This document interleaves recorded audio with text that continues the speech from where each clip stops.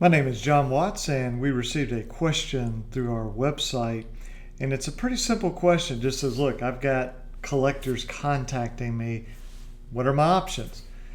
Well, there's a few things. First of all, if your neighbors are being contacted, then normally this will be illegal. This will violate the Fair Debt Collection Practices Act, or the FDCPA.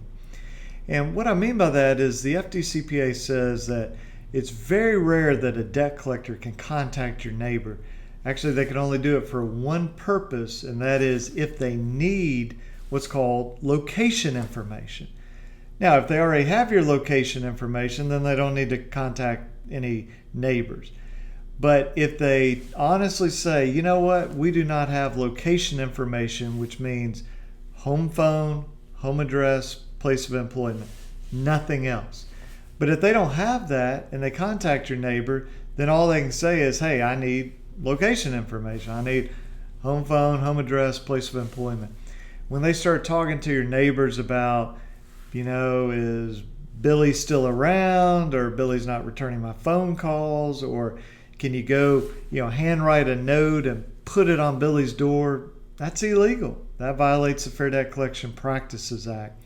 So as far as options or solutions when you have a debt collector doing this, number one is get proof that your neighbors are being contacted. So maybe they have caller ID and they can take their phone, take a picture of it.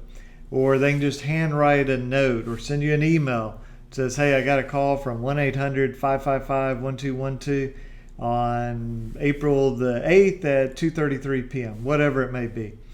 And then when you get that information, you can always contact the collection agency and say, why are you contacting my neighbors?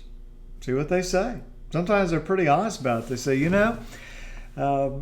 weren't calling us back and we wanted to get your attention, and I guess it worked. Well, yeah, it worked. It's also illegal.